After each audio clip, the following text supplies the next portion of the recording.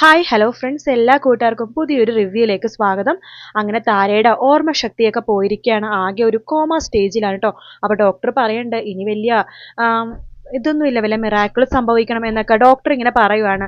Doctor പറഞ്ഞതിന് ശേഷം നമ്മുടെ കിരണും സേനനും രൂപക്കൊക്കെ വല്ലാത്ത വിഷമം തോന്നുവാണ്. ഷോ ഇന്ന് നമ്മൾ എന്ത് ചെയ്യും? പാവം എത്രമാത്രം ഈ ജീവിതത്തിൽ അനുഭവിച്ചത്, ഇപ്പോഴും അനുഭവിച്ചുകൊണ്ടിരിക്കണം. സ്വന്തം മകളെ കാണാൻ പോയിട്ട് ഈ ഗതിയായല്ലോ എന്ന് വിചാരിക്കുകയാണ്. അപ്പോഴാണ് സേനൻ ആ കാഴ്ച കാണുന്നത്. നമ്മുടെ സരയു ഉടുത്തിരിക്കുന്ന സാരി താര കൊടുത്ത സാരിയാണെന്ന്. അതിനുശേഷം നമ്മുടെ ചന്ദ്രസേനൻ പറയണ്ട് കിരണിനോട്, എടാ ആ സാരി ഉണ്ടല്ലോ അത് ഞാൻ വാങ്ങിച്ചു കൊടുത്ത താരയുടെ കയ്യിൽ, അപ്പൊ അതിനർത്ഥം താര അവിടെ പോയിട്ടുണ്ടെന്നാണ്. അതുകൊണ്ട് താരയുടെ ഈ ഒരു അവസ്ഥക്ക് കാരണം ഷാരിയും രാഹുലല്ലേ? അപ്പ താരയുടെ മകളാണല്ലോ സരയു. സരയുവിനെ കൊണ്ട് മാത്രമേ താരയുടെ ഈ അവസ്ഥ മാറ്റാൻ സാധിക്കുള്ളൂ എന്ന് ചന്ദ്രസേനൻ കിരണിനോട് പറയണം.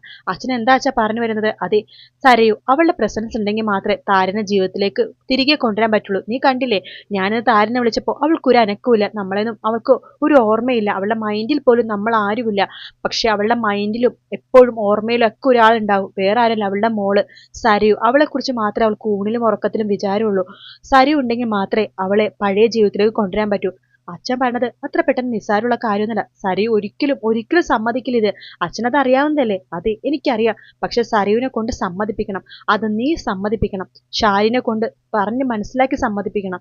അവളോട് പറയണം ഷാരി അടുത്ത് ഈ അവസ്ഥക്ക് കാരണം ഷാരിയും രാഹുലാണല്ലോ.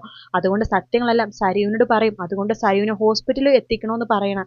അങ്ങനെ സരയുവിനെ ഹോസ്പിറ്റലിൽ എത്തിച്ചതിന് ശേഷം ബാക്കി കാര്യങ്ങളൊക്കെ നമുക്ക് എന്താ ചെയ്യാടാ എന്ന് പറയാണ്.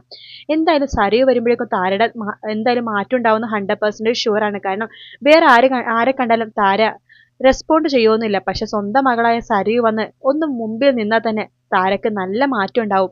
എന്തായാലും ആ ഭാഗങ്ങളൊക്കെ നമുക്ക് ഉടനെ തന്നെ കാണാൻ പറ്റും കേട്ടോ.